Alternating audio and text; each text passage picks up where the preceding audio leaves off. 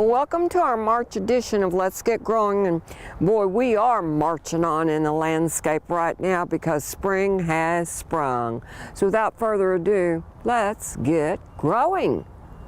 Okay, we need to prepare our beds for planting a warm season flowers and vegetables, and we're going to need to add, for every 1,000 square feet of bed, work in 2 to 3 inches of organic matter. That can be pine bark, compost, and then till it in as deep as you can get it. In February, we talked about mowing back those freeze-damaged beds near jasmine and lyrope. We can continue that in March, but after March 15th, you need to be very careful because it's going to start getting warm and we don't want this plant material to burn or be sprouting out too late and burn.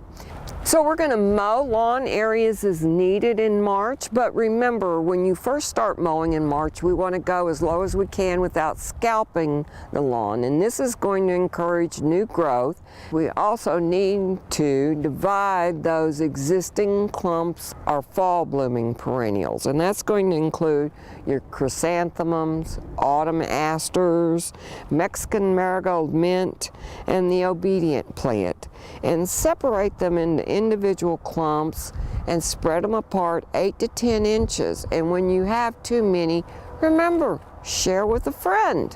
Now we want to prepare those beds before we divide all our perennials and start moving them, and we do that by adding 3 to 5 inches of organic matter and getting it in, spaded in or till it in to 8 or 10 inches deep, and that way we've inoculated the ground with new nutrients that can take off for our summer plantings.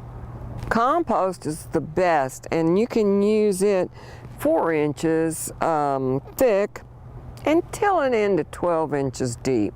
Now we're going to fertilize everything except the azaleas, right? Because we fertilize those back in the fall so that they would be blooming now in the spring. And then the other thing is wait on your lawn areas just a little bit longer.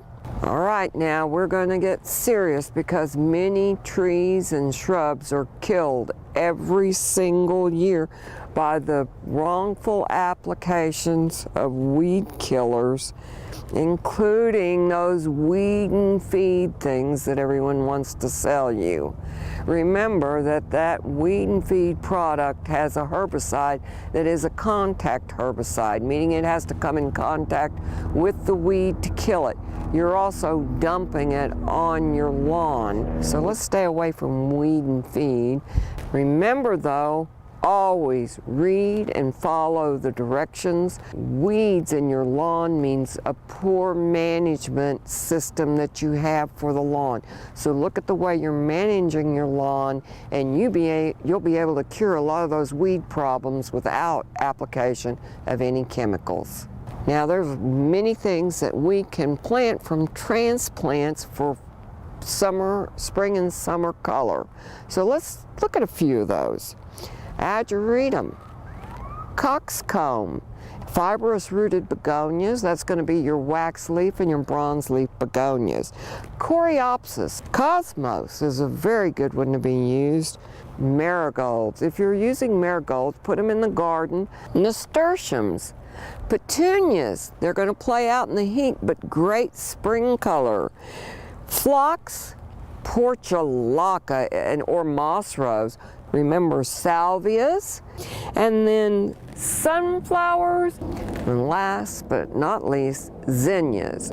Beautiful as a border plant in your annual garden. Now let's be careful and not prune our spring blooming shrubs until after they've finished blooming. Now there's several things we want to watch for in the landscape. That's going to be aphids on the new growth, and we can just use insecticidal soap on those.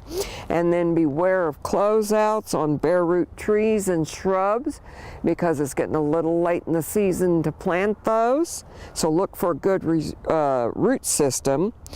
And then buying container grown trees and shrubs at this time and planting them is great. Just stay away from ball and burlap and those bare root shrubs and trees. This is a cryptanthus, and its exact variety is Earth Angel. And try and always hang on to these tags so that we can remember what kind of plants we're dealing with. And this is in the bromeliad family, and these are epiphytic, meaning that they grow on something else. And so, as you can see, there's not much of a root system to them because they live on other plants.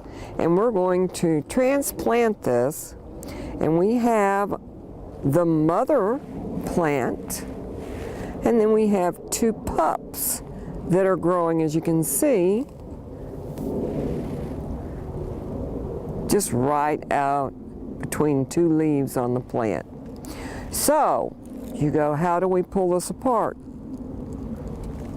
I'm going to reach in here and pull it out. So let's do it again. We've got one more pup. Most people would go, what are you going to do with this mother plant? Well, I'm going to remove this leaf, and as you can see, this taproot is coming directly, and we have more pups coming out already. So we know that this is going to produce more babies. We just bury it a little bit deeper. The other thing, and fill the pot with bark mulch. And what I'm doing is securing it and making sure that it's not moving in the plant, in the pot. Now this is going to come out and give me some more what we call pups. Now I had pre-cleaned these pots, but it was so windy I had to put mulch in and hold them down. So we're just going to take a little bit of soil, or bark mulch, which is the medium in this case, and we're going to take this. I've made a little hole with my finger. I follow my finger down, put it almost to the bottom of the container, and then we take more mulch,